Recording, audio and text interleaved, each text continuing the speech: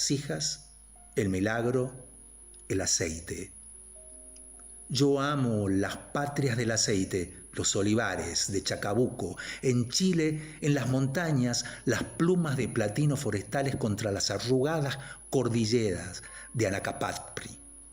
Arriba, sobre la luz tirrena, la desesperación de los olivos en el mapa de Europa, España, cesta negra de aceitunas, espolvoreadas por los azares, como una ráfaga marina.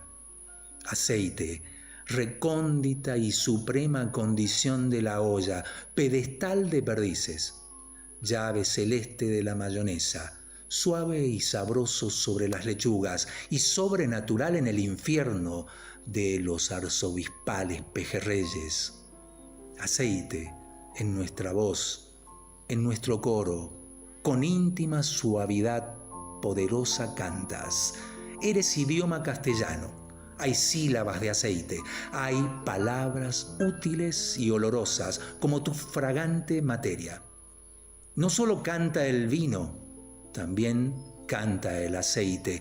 Vive en nosotros con su luz madura y entre los bienes de la tierra aparto aceite, tu inagotable paz, tu esencia verde, tu colmado tesoro que desciende desde los manantiales del olivo.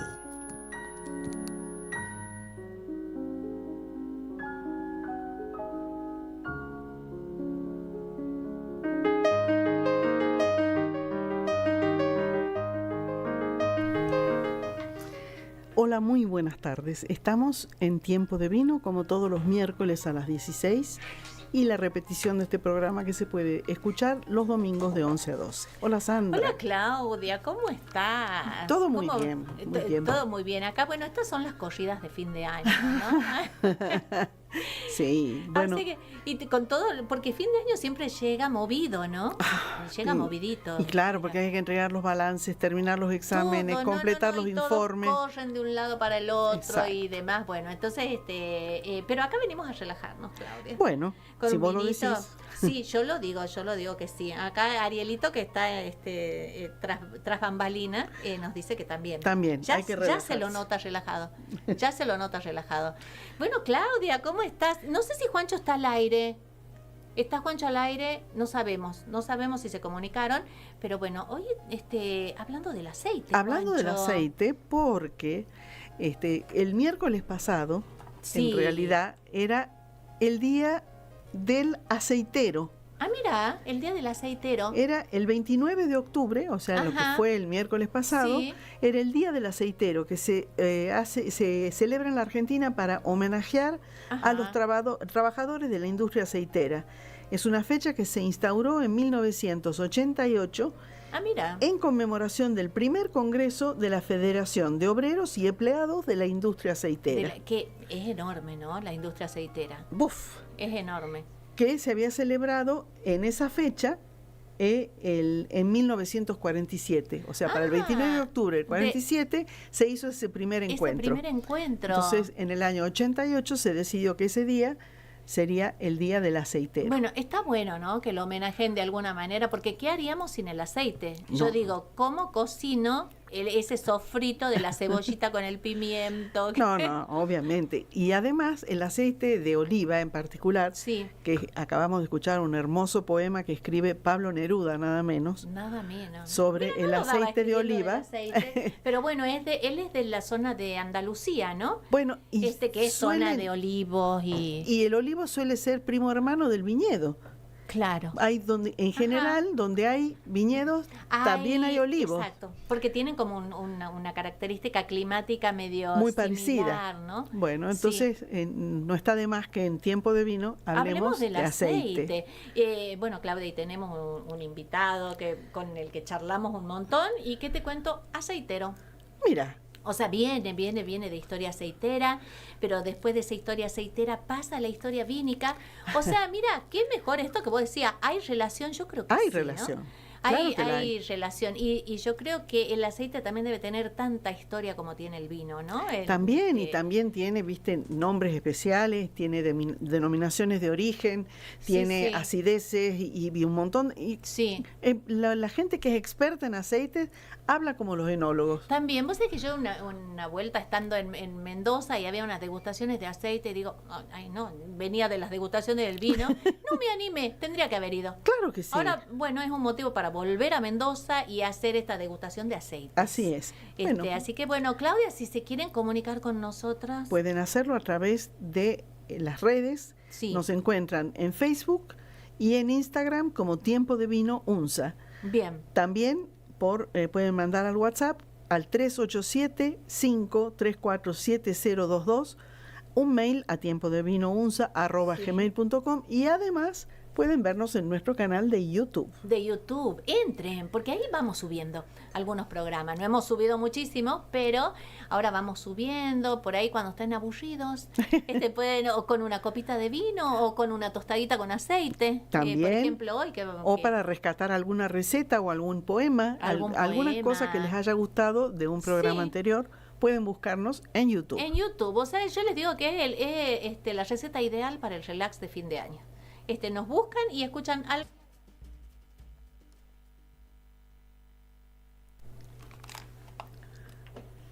Escuchábamos a la Trova 2 cantando La vendimia es una niña.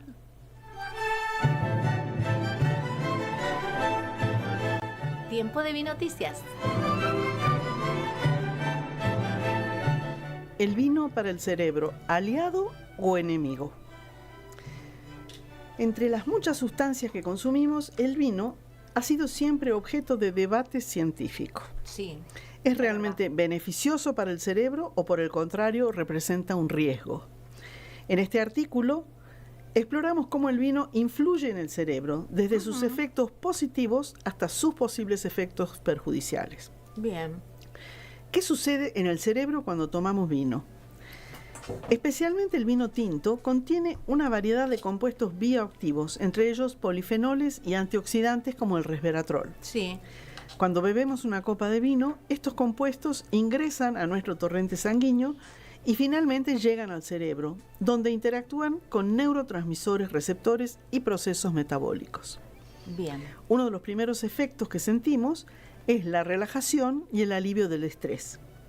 Esto ocurre porque el alcohol en el vino aumenta la liberación de neurotransmisores como el GABA, ácido gamma-aminobutírico, Ajá. que reduce la actividad neuronal y nos hace sentir más tranquilos. Sin embargo, los efectos del vino en el cerebro no terminan ahí. También produce lo siguiente. Estimula la liberación de la dopamina.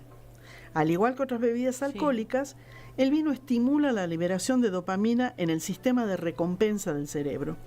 Esto produce una sensación placentera, similar a la que se experimenta con la comida que nos gusta o con un ejercicio. Ah, claro, es como es una sensación de relajación, calculo, de ¿no? satisfacción. De satisfacción. Sí. Sin embargo, esta misma activación del sistema de recompensa es lo que hace que el consumo excesivo de alcohol sea un riesgo, ya que el cerebro puede empezar a buscar esa sensación repetidamente, lo cual como adictivamente genera dependencia. Claro. Exactamente. Bien. Otro de los efectos es que ayuda a la prevención contra enfermedades neurodegenerativas. Uno de los aspectos más estudiados del vino en el cerebro es su relación con la prevención de enfermedades neurodegenerativas como el Alzheimer y el Parkinson. Sí. El resveratrol, que es un potente antioxidante presente en el vino tinto, ha demostrado tener propiedades neuroprotectoras. Hay estudios que sugieren que este compuesto puede reducir la inflamación cerebral, mejorar la plasticidad neuronal y combatir el estrés oxidativo, factores clave en la prevención del deterioro cognitivo. Mira. Además, algunos estudios epidemiológicos han encontrado que el consumo moderado de vino está asociado a un menor riesgo de demencia en comparación con la abstinencia total o el consumo excesivo. Bien. También mejora el flujo sanguíneo cerebral. Ayuda porque tiene un impacto positivo en la circulación sanguínea. Los polifenoles del vino ayudan a dilatar los vasos sanguíneos y mejorar el flujo de sangre hacia el cerebro. Un buen flujo sanguíneo es esencial para la función cognitiva, ya que proporciona oxígeno y nutrientes a las neuronas. Se ha encontrado que las personas que consumen vino con moderación tienen un menor riesgo de sufrir accidentes cerebrovasculares isquémicos. Bueno, qué importante eso, ¿no? Eso es porque muy estábamos, importante. creo que la semana pasada también, ¿no? Estaban concientizando acerca de los ACV. También, ¿no? también el mismo día, miércoles 29, Ajá, es el Día Mundial de la Prevención del ACV. Del ACV. Bueno, o sea que que es, claro, que tiene consecuencias devastadoras, ¿no? Terrible, terrible. Pero el vino pasa a ser como un preventivo, Un ¿no? preventivo, También. exactamente. Sí. Pero, bueno, todo esto estamos siempre hablando del consumo moderado y también Sí. están los estudios que qué es lo que sucede cuando hay exceso en el consumo. Sí. Y tiene consecuencias graves. Sí. Neurotoxicidad y muerte neuronal es uno de los efectos. El consumo excesivo de alcohol puede causar daño neuronal significativo. Ujú. El alcohol en grandes cantidades interfiere con la comunicación entre neuronas y puede provocar muerte celular en áreas claves del cerebro, como el hipocampo, que es fundamental para la memoria y el aprendizaje. También hay un riesgo de generar depresión y ansiedad, porque si bien mirá genera vos. una sensación de bienestar a corto plazo, el consumo Claro. frecuente y excesivo de alcohol Sí. está relacionado con un mayor riesgo de depresión y ansiedad. Sí. Porque que te la- lleva a querer consumir más también, ¿no? Esa Claro, ansiedad. pero además en vez de producir esta sensación placentera, Sí, produce ansiedad. ansiedad. O sea, claro, que es terrible. Se pasa de rosca Sí. porque altera el equilibrio químico del cerebro, reduciendo los niveles de serotonina y otros neurotransmisores esenciales para el estado de ánimo. Puede llevar a episodios de tristeza, irritabilidad y en algunos casos depresión crónica. ¿Cuándo es demasiado? ¿Cuánto vino es demasiado? La clave para aprovechar los posibles beneficios del vino sin sufrir sus efectos negativos está en la moderación. Según las recomendaciones de salud pública, para las mujeres el consumo moderado se define como una copa de vino al Sí. día. Y para los hombres el límite es hasta 2 copas Hasta 2 diarias. copas. Bien. Es importante No hay efecto recordar... acumulativo, ¿no? No es esto de decir, ay, no tomé toda la semana y el Me fin de tomo semana toda me la- tomo no. todo. No. No se trata de eso. No. Es importante recordar que estos límites son orientativos y cada persona responde Sí. de manera diferente al alcohol. Hay gente que con media copa de vino ya está borracha. Sí. Aparte hablamos alguna vez, ¿no? Que depende de muchos factores, de La de edad, peso, de el la peso, edad, la el genética, sexo, sí. el Exacto, historial de la exacto. salud. Sí. O sea, el vino puede ser tanto un aliado como un enemigo, dependiendo de la cantidad y la frecuencia con la que se Bien. consuma. En dosis moderadas puede aportar beneficios, como ya hemos visto, mejora del flujo sanguíneo, protección contra enfermedades y alivio del estrés. Sí. Sin embargo, el consumo excesivo puede provocar daño neuronal, problemas de memoria, trastornos de sueño y aumentar el riesgo de enfermedades mentales Exacto. y neurodegenerativas. Sí. Así que bueno, siempre en su justa medida, En su Claudia. La justa recomendación que haces en todos los programas. Exactamente. Ariel nos mira, pero siempre con moderación. Hasta el litro, dice. Claro, No, el no, tamaño de la límite- copa, claro, 2 copas, pero 2 copas de 200 claro. centímetros cúbicos cada una. Exacto, No estamos tampoco- hablando, viste las copas esas muy modernas, muy bonitas, que sé Sí, yo, sí, hay sí. algunas que tienen 600 centímetros No, cúbicos. esa no, es esa copa. Esa no. Así que bueno, a estar atento. Pero bueno, ¿no? Es una manera preventiva. Aparte, el vino está en la dieta mediterránea, que dicen hasta ahora que es una de las más sanas del Así mundo. dicen. ¿No? Así que a disfrutarlo, ¿no? Como todos los placeres, nunca en exceso, ¿no? Así es. Así que bueno.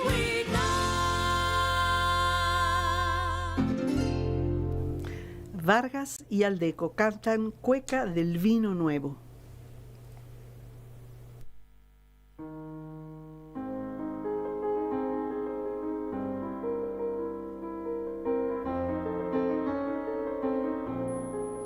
Hay objetos que parecen nacer sin historia, como si siempre hubiesen estado ahí, pero detrás de la botella de vino, ese envase transparente, pesado, aparentemente simple, se esconde una de las grandes revoluciones silenciosas de la humanidad. porque la botella cambió no solo la forma de guardar el vino, sino también la manera de pensarlo, de compartirlo, de viajar con él a través del tiempo. Antes de la botella, el vino tenía una vida corta. En el mundo antiguo, griego y romano, los transportaban en ánforas de cerámica, selladas con resina o con aceite de oliva. Esas ánforas, que tenían formas puntiagudas para clavarse en la arena o en los barcos, eran frágiles, pesadas y poco herméticas. El vino se oxidaba rápidamente. En las tabernas romanas, el vino se servía joven, muchas veces mezclado con miel o hierbas para disimular el deterioro, y cuando viajaba lo hacían en odres de cuero o barriles de madera. La madera, que después sería sinónimo de crianza, en aquel tiempo era simplemente un contenedor práctico. El vidrio ya existía desde hace más de 3000 años. Los egipcios lo trabajaban en pequeñas piezas decorativas, pero fue recién en el siglo I a.C., con la invención de la caña de soplado en Siria, que se pudieron fabricar formas más variadas y delgadas. Aún así, durante siglos, el vidrio fue un lujo reservado a perfumes o aceites, no a vinos. El salto verdadero ocurrió muchos siglos después, en Inglaterra en el siglo XVII. Hasta entonces el vidrio se fundía en hornos a leña que no alcanzaban las temperaturas adecuadas para darle una consistencia y una forma particular. Pero un tal Sir Kenelm Digby, un excéntrico, aristócrata, alquimista y aventurero, lo cambió todo. En 1632, Digby patentó una nueva técnica: usar carbón mineral en lugar de leña para alimentar los hornos. Esa innovación permitió fabricar botellas más gruesas, más resistentes y más oscuras. Así nacieron los famosos Onion Bottles, redondeadas y de cuello corto, que hoy se conservan en museos. Por primera vez, el vino podía guardarse de pie y sobrevivir al viaje por mar. A partir de allí, el vino empezó a encontrar su aliado perfecto. En Francia, hacia mediados del siglo XVII, los productores de Bordeaux y Borgoña adoptaron lentamente el nuevo recipiente. El rey Luis XIV, amante de la modernidad, autorizó el uso de botellas en la corte, aunque todavía eran sopladas a mano y ninguna tenía el mismo tamaño que otra. No existía aún la estandarización. Cada botella era una pieza única. Y luego llegó el complemento esencial, el corcho. El corcho, corteza de alcornoque mediterráneo. Se utilizaba desde la antigua Grecia, pero no como tapón hermético. Fue recién en el siglo XVIII, con los avances de la fabricación del vidrio, que el tapón de corcho se volvió el cierre ideal. Flexible, impermeable y respirable. El vino por fin podía dormir en silencio y envejecer. Esa alianza, vidrio y corcho, transformó el vino en algo nuevo. Ya no era solo una bebida del momento, ahora podía esperar.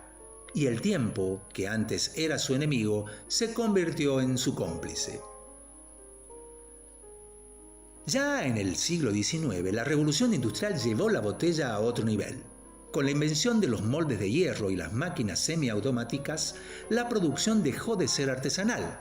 En 1821, Henry Ricketts patentó en Inglaterra el primer molde mecánico para soplar botellas, y en 1903 el estadounidense Michael Owens creó la máquina automática de soplado, que podía fabricar miles de botellas por día. De pronto el vino ya no era patrimonio de nobles y monasterios. La botella democratizó el acceso. El vino embotellado comenzó a llegar a los hogares, a los restaurantes, a las mesas familiares. También cambió su forma. En Bordeaux se optó por una botella alta, de hombros marcados, pensada para atrapar los sedimentos de los grandes vinos. En Borgoña se eligió una silueta más suave y redondeada. En Alsacia y Alemania, una botella esbelta, larga para sus vinos blancos aromáticos.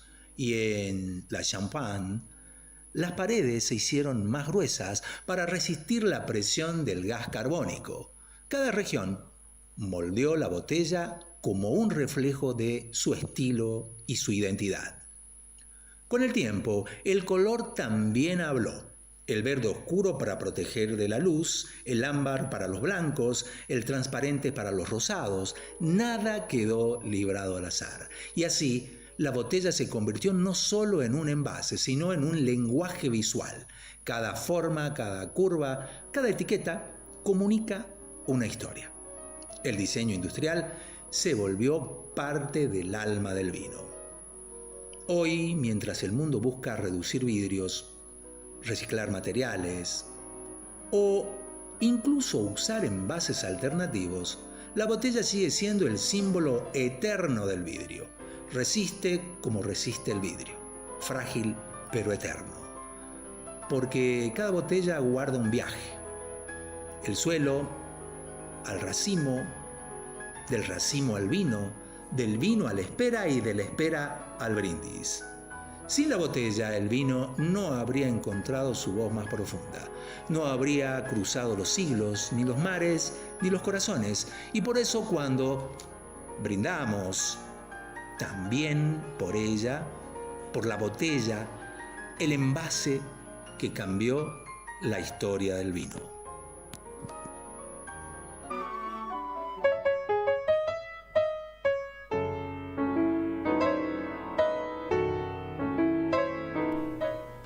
Bueno, Claudia, te cuento, estábamos hablando de aceites, ¿no? De esto que se había celebrado este el día pasado del aceitero, miércoles. el pasado Sí. miércoles.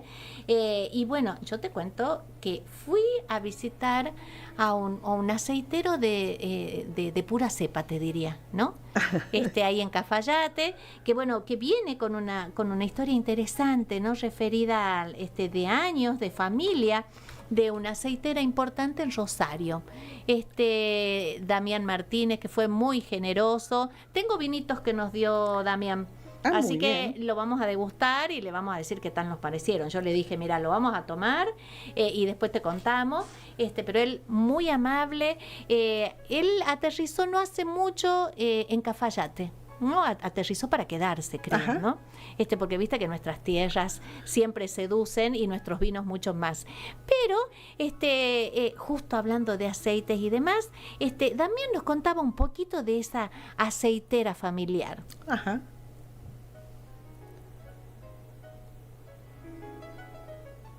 Especializado, después de muchísimo tiempo y después de mucha vida de la empresa, en hacer marcas blancas. Son las marcas de los supermercados. Ah. Todo el resto de todos mis parientes son todos inmigrantes, todos españoles. Sí. Nosotros somos Martínez, Ramírez, Álvarez, Fernández. Y bueno, mi abuelo arranca con ese reparto de aceite en un barrio de Rosario, un barrio muy tradicional, barrio Echesortu, bien barrio clase media. Sí. Y empezó a hacer crecer la empresa. La marca que teníamos era Alsamar, que es una marca conocida en el mercado, Sí. que significa Alfonso Santiago Martínez. Que es mi abuelo. Bien. Y bueno, la cuestión que esa empresita unipersonal de mi abuelo fue creciendo. Lo sucedió mi viejo, yo a mi abuelo no lo llegué a conocer, falleció muy joven, lo sucedió mi viejo continuó y la hizo crecer significativamente, de pasar a ser una empresa casi de garage Sí. a una empresa mediana. Pero bueno, tomó sus años y como todas empresas pymes argentinas, Claro. viviendo todas las situaciones posibles. La cuestión que en marzo del 2002, en plena crisis económica nacional, mi viejo fallece. Se lo llevó puesto la crisis, murió, infarto. Y bueno, y en ese momento nos hicimos cargo, mi hermana y yo, de la empresa. Pero bueno, por suerte pudimos salir de esa crisis, cancelamos todas las deudas. A nosotros nos quedaron todas las deudas en dólares, la famosa precificación asimétrica. Terrible esa época. Fue muy cruel con nosotros, nos quedaron todas las deudas en dólares y todas las cobranzas en pesos. En peso. Así que bueno, Mi viejo se fue, nos quedamos con mi hermana, la sacamos adelante la empresa y bueno. Y ahí empezamos a despegar. La realidad es que la empresa estaba muy bien Sí. armada, tenía Y ya todas las tenía su inversiones clientela, está necesarias. bien, claro. Y fuimos creciendo específicamente y muy fuerte en el nicho, en el segmento Sí. de marcas blancas, de marcas propias.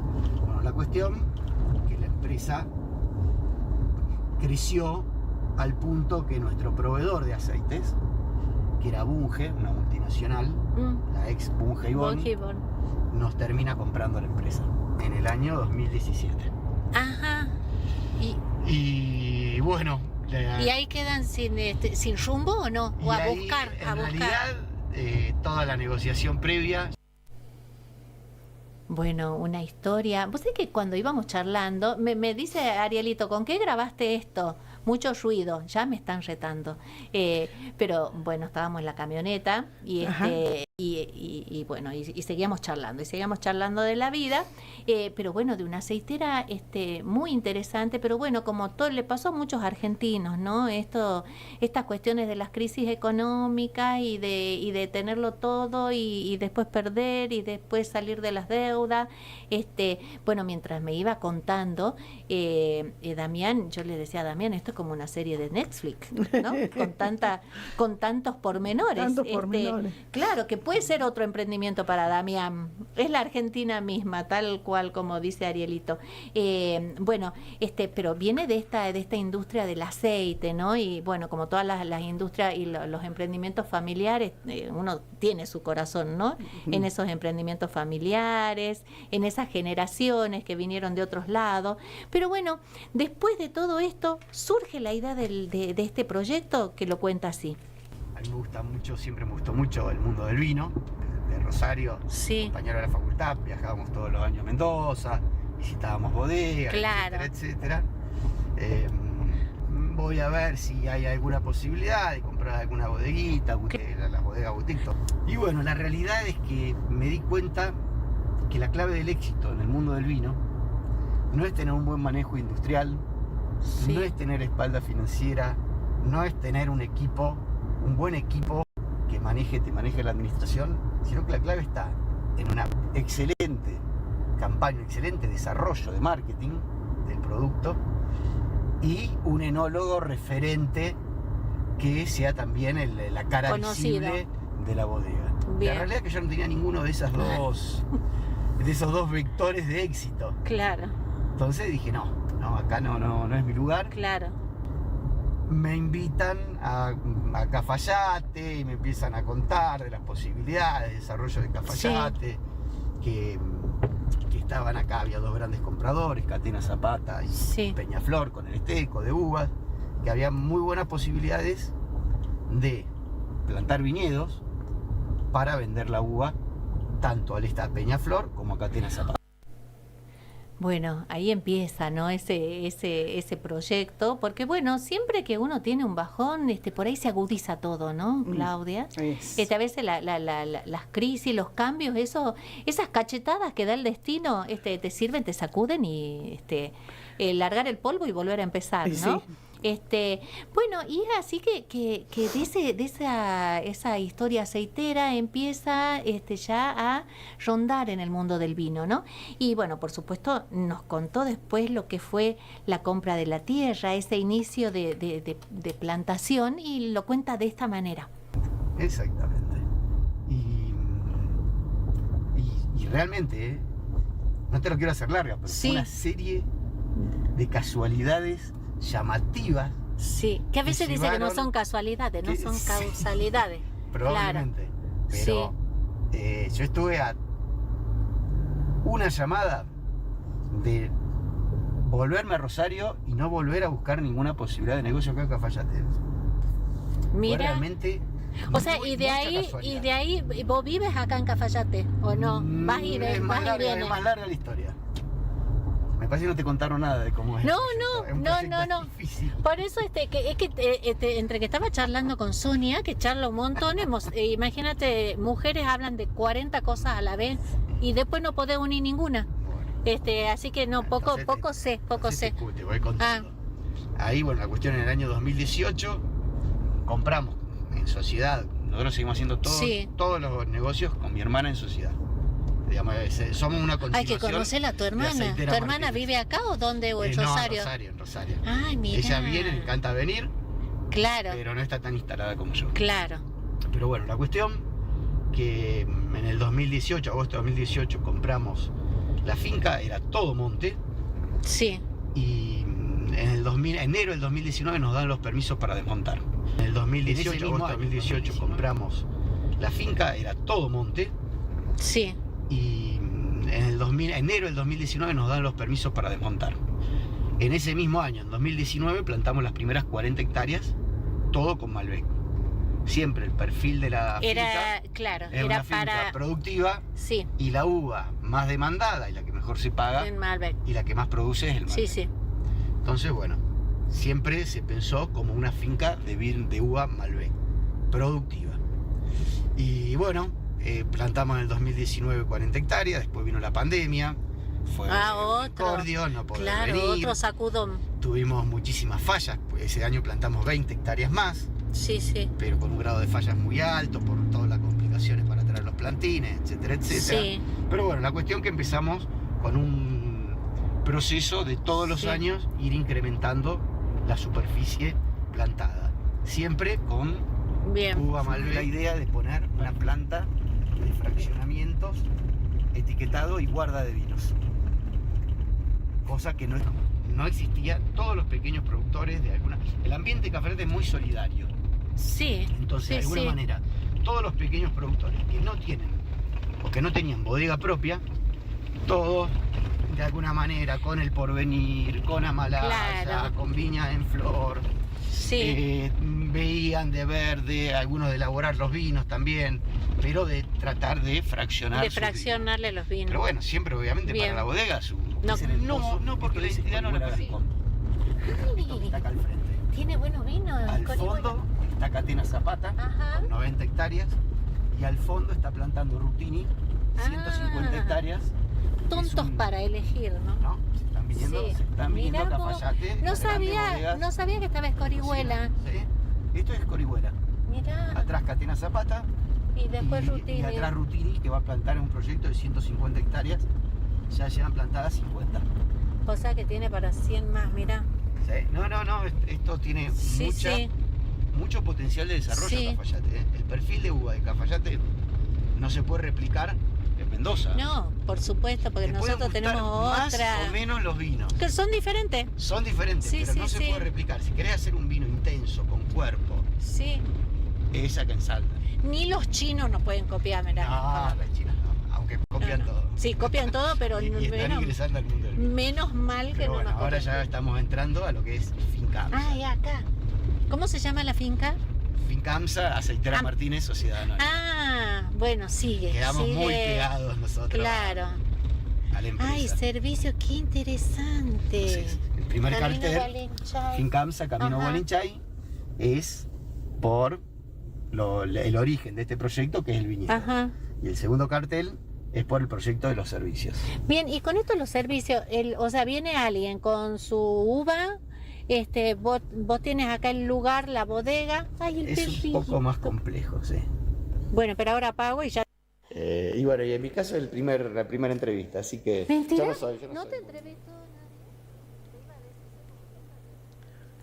Bueno, este es parte de una charla, ¿no? Una larga charla. Una larga charla.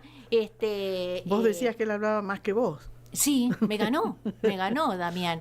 Pero bueno, fíjense qué interesante, porque después seguramente vamos a volver a pasar, porque es muy extenso, pero vamos a contarle que él comienza con servicios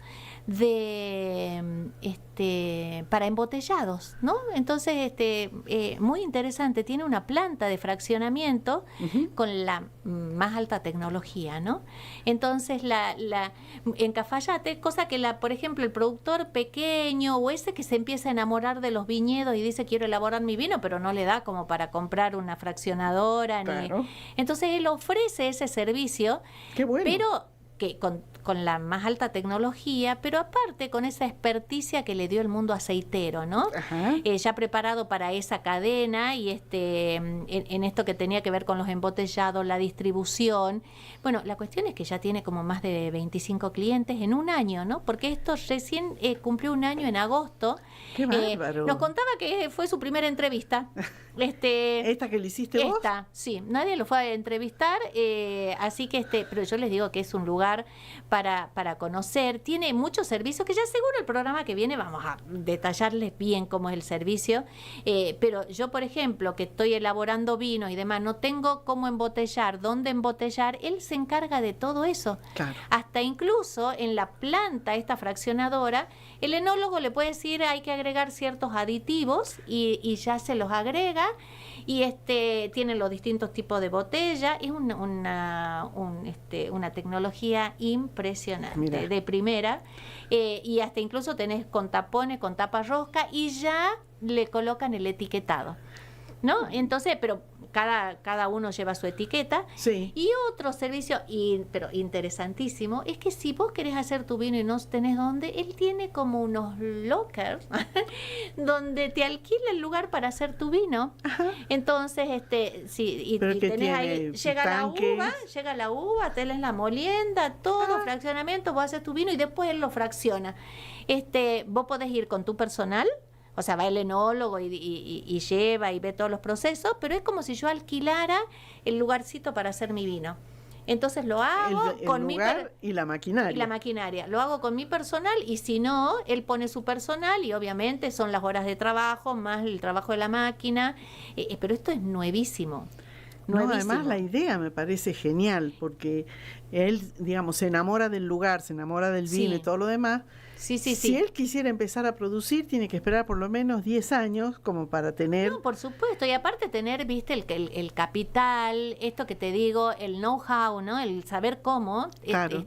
También a veces uno lo tiene que tener como muy aceitado. No, además, si vos decís que en un año tiene 25 clientes, evidentemente él vio un nicho que no estaba cubierto. Un nicho que no estaba. Mirá yo decía el poder de la observación, porque lo primero que él hace es plantar viñedos para... Claro, ¿no? Él planta viñedos para venderle la uva a las grandes empresas que él decía, ¿no? Está Escorihuela Gascón, está Rutini. Claro, pero ¿cuánto hace que planta los viñedos? Y ya tiene unos años, las plantas hermosas, pero creo que él empieza en el 2018, calculo. Claro, son 7 años más o menos. Sí, son viñedos nuevos, ya tiene como 100 hectáreas implantadas, el lugar es maravilloso. Espectacular. Y él pasaba, ¿no? Me contaba que pasó de no poder dormir, ¿no? A dormir siesta, ¿no? Ah, mirá o sea, fue un cambio de vida rotundo, ¿no? Claro. Y esto de enamorarse de un proyecto, de volver a empezar, ¿no? Así que sumamente interesante. Y yo creo que para muchos me parece que también es como ese rol de cumplidor de sueños, ¿no? Porque, como te digo, hay gente que ama el vino, ¿viste esa idea de decir yo quisiera tener y hacer mi vinito? O hacer vinos personalizados. Ahora estaba habilitando otro lugar donde él tiene, bueno, sus viñedos y elaboran sus vinos, pero también tiene como varias barricas, ¿no? Donde ahí tienen vinos de varios lados y vos podés ir a hacer tu blend y hacer tu vino personalizado, ¿no? Así que la verdad que a mí me pareció fantástico, es algo que no estaba en Cafayate, es algo nuevo, es un pionero, pero también contaba de lo bien que se llevan todos, ¿no? Que ir en el momento en el que todos van a fraccionar y llevan sus vinos, es como lugares de amigos, ¿no? Claro. Así que bueno, yo creo que fue un cambio de vida, estuvo en el momento oportuno, ¿no? En el lugar justo, y bueno, y tenía ese sueño familiar que tuvo que concluir, pero bueno, que dio sus frutos, ¿no? Tal vez en otro importante cultivo, ¿no? De pasar de los aceites que ellos hacían para las primeras marcas en cuanto a girasol, maíz y demás. Pasamos a otro cultivo, al viñedo. Así que bueno, vamos a seguir hablando de esto, ¿no? Sí, no, porque es súper interesante. Súper interesante, y bueno, ya vamos a charlar, pero no en camioneta. Me decía Ariel que ya podía saber de qué camioneta se trataba por el ruido del motor, ¿no? Ya me retó, me dijo que me quede quieta y haga... Ah, no me retó, dice, es una observación, pero bueno. Pero quería compartir esta charla de nuestro nuevo amigo que tenemos ahora, Damián. Así que ya vamos a probar sus vinitos y ya le dije que le iba a decir qué tal nos parecieron. Así que bueno, seguramente en algún momento lo invitamos acá. Buenísimo. Que venga al estudio, ¿no? Y que nos deje hablar. Bueno, esto fue este nuevo emprendimiento y este nuevo servicio en Cafayate. Rocío, soñando con sueños mansos. Estamos escuchando Romance del Río, de Olga Román.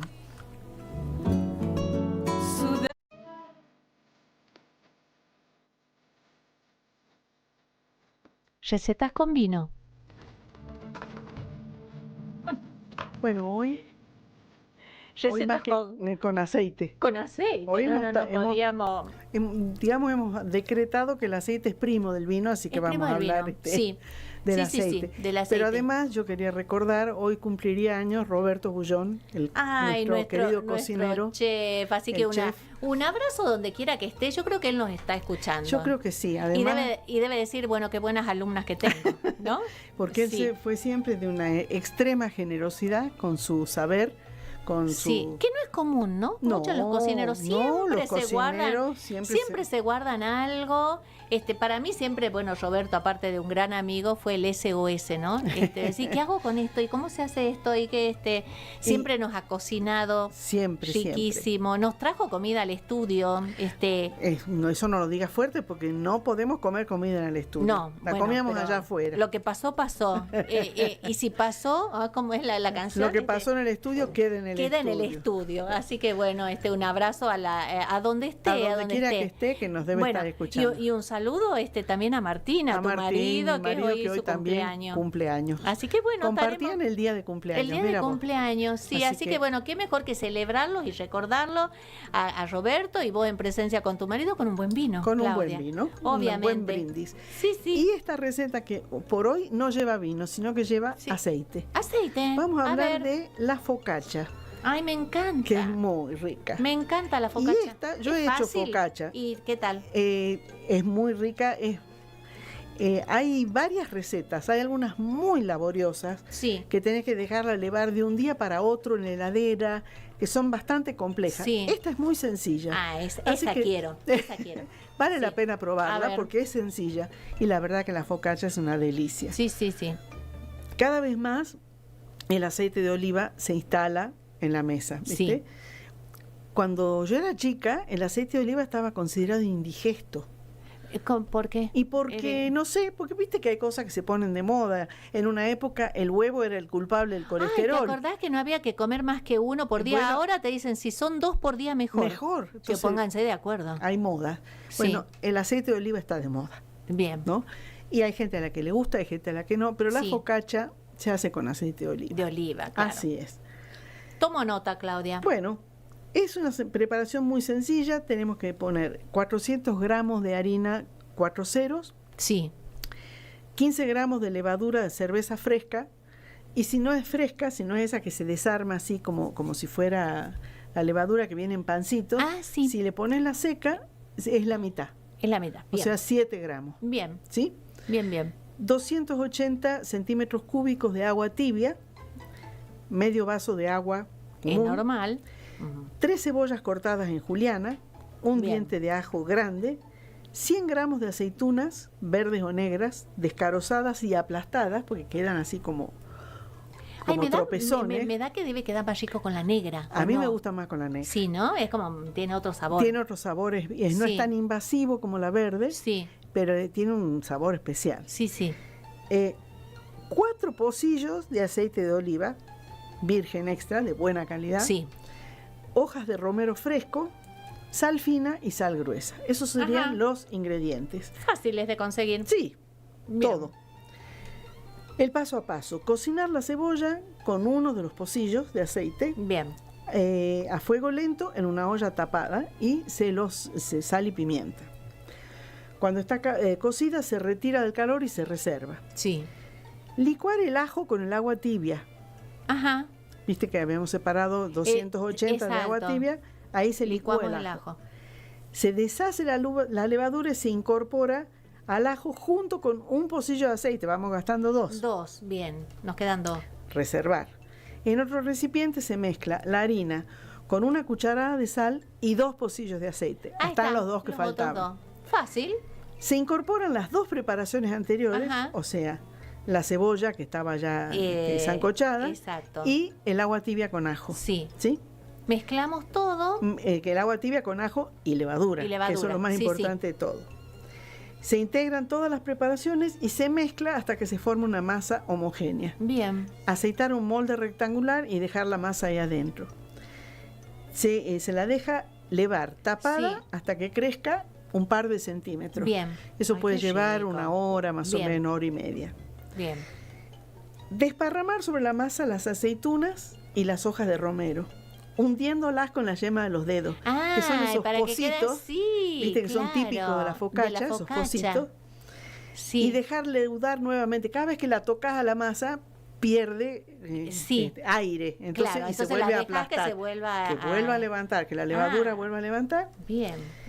Espolvorear ligeramente con la sal gruesa, viste que la focaccia Sí. tiene granitos de sal Sí, gruesa, es verdad. y se rocía con agua, con un rociador. atomizador, un Sí. rociador, para que quede húmeda. Se cocina en horno bien caliente entre 20 y 25 minutos. Ay, qué chico. Hoy está ideal, Claudia. No sabes Ah. lo rica que es. Se Y- retira, se deja enfriar y se corta y se sirve. El maridaje de la focaccia con aceite de oliva y vino es una verdadera oda a la dieta mediterránea. Ah, bueno. ¿Qué vino elegir? Si la servimos como... Si estaba Pablo Neruda, te hace otra oda, ¿no? te hace otra oda a la Claro, focaccia. A la focaccia.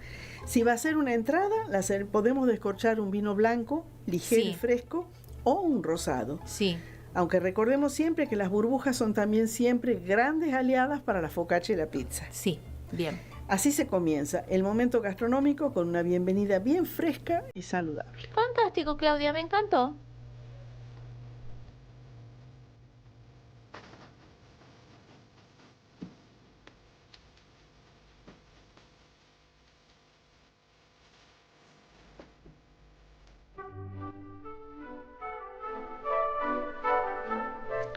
Decía Eduardo Galeano, todos somos mortales, hasta el primer beso y la segunda copa de vino.